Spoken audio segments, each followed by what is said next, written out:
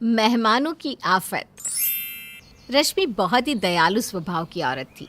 उसे मेहमानों की आओ भगत करने का बहुत शौक था। रश्मि के घर आने वाले मेहमान उसकी खातिरदारी से बहुत खुश होते थे, जिस वजह से अक्सर उसके कोई ना कोई रिश्तेदार आते ही रहते थे।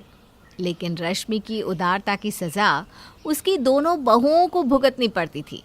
रंजना और संजना दोनों अपनी सास की इस आदत से बहुत परेशान थी।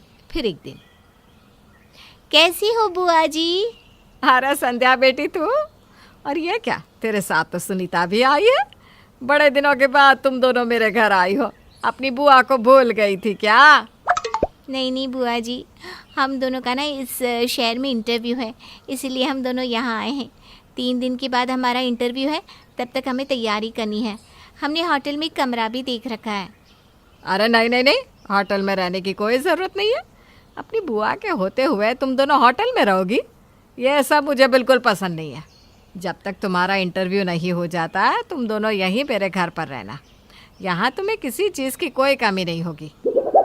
दूसरी तरफ रश्मि की बातें सुनकर रंजना और संजना दोनों मुंह फुला लेती है। ये देखो, मम्मी जी की उदारता ज़बरदस्ती उन दोनों को घर पर ठहराना चाहती है। हाँ, मम्मी जी खुद तो कुछ काम करती नहीं, सारे काम हमें करने पड़ते हैं। एक दिन ये घर के काम करे तब उन्हें समझ में आएगा कि घर में कितने काम होते हैं। खैर, इन बातों से क्या फ़ायदा। चलो, इन दोनों महारानियों के लिए चाय नाश्ते का इंतज़ाम करते हैं, वरना मम्मी जी हमें ही 2 बातें सुना देंगी। उसके बाद दोनों मिलकर चाय नाश्ता तैयार कर देती हैं। शाम को दोनों रश्मि की भतीजियों के लिए बढ़िया स्वादिष्ट खाना भी बनाती है। इस तरह पूरे 3 दिन तक रश्मि की दोनों भतीजी बड़े आराम से उस घर में रहती है। उन दोनों के जाने के बाद रंजना और संजना राहत की सांस लेती है। अच्छा हुआ दोनों चली गई, बस अब 1 महीने तक कोई मेहमान इस घर में ना आए। हाँ, अगर दोबारा कोई मेहमान आ गया ना तो सच में मैं तो मर ही जाऊंगी। दोनों ये बात कर ही रही थी कि तभी अचानक दरवाजे की घंटी बजती है। संजना जाकर दरवाज़ा खोलती है तो उसे अपने सामने ढेर सारे लोग दिखाई देते हैं। कौन है बहू? पता नहीं मम्मी जी।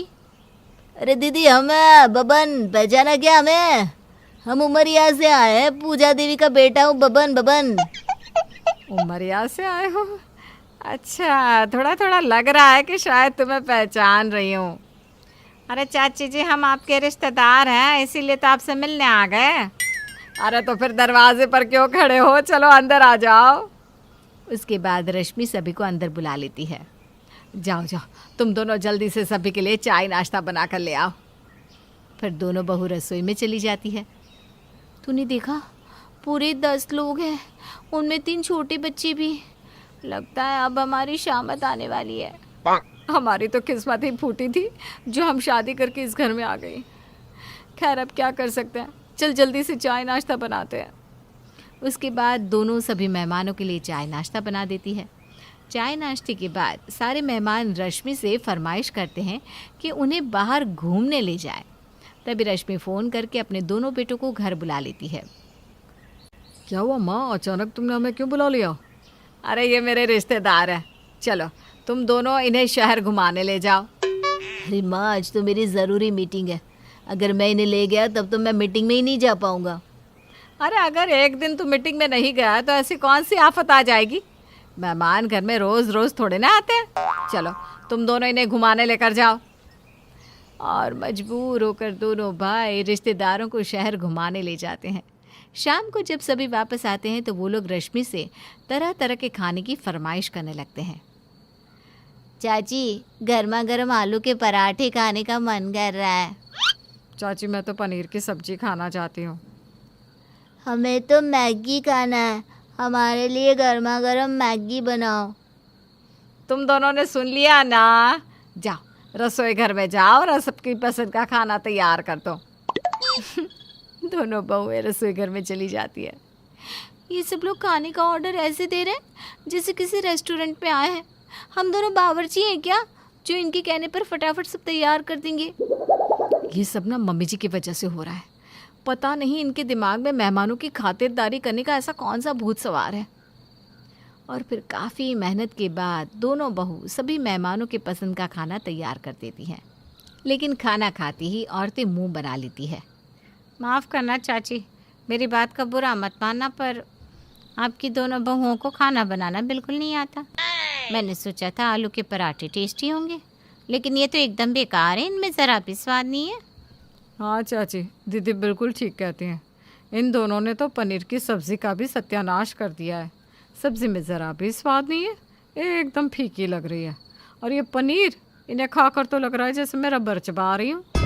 क्या चाची जी, हम कितनी उम्मीद से आपके घर पर आए थे, लेकिन हमें पता नहीं था कि आपके घर में इतना बेकार खाना बनता है। लगता है आपने अपनी बहुओं को खाना बनाने की ट्रेनिंग नहीं दी है, इसीलिए ये दोनों अपने मन की करती है। इन दोनों की वजह से ना हमारा सारा मूड खराब हो गया। अब गांव जाकर मैं तो आपकी खूब बुराई करूँगा। नहीं नहीं, ऐसा मत करना। मेरी बहू की गलती के लिए मैं माफ़ी मांगती हूँ। ऐ सुनो, तुम दोनों फिर से रसोई घर में जाओ और अच्छे से खाना बनाओ, और अगर इस बार कोई गलती हुई ना तो तुम दोनों की खैर नहीं। दोनों बहू मुंह बनाकर रसोई घर में खाना बनाने चली जाती है। हे भगवान, मेरा तो सर दुखने लग गया है, मैं ये सब और नहीं झेल सकती। ज़रा धीरे बोलो दीदी, अगर मम्मी जी ने सुन लिया ना तो तमाशा खड़ा कर देंगे। चलो फिर से खाना बनाते हैं। अरे पहले भी तो हमने अच्छा खाना बनाया था, इन लोगों को पसंद नहीं आया तो हमारी क्या गलती है? इनकी बातों से तो ऐसा लगता है जैसे कहीं कि राजा महाराजा हो। अरे जाने दो ना, कुछ लोग होते ही ऐसे हैं, दूसरों के घर जाने के बाद इसी तरह की हरकतें करते हैं। फिर कुछ घंटों की मेहनत के बाद दोनों बहुएं फिर से सारा खाना तैयार कर देती है। खाना खाने के बाद रिश्तेदार खुश हो जाते हैं।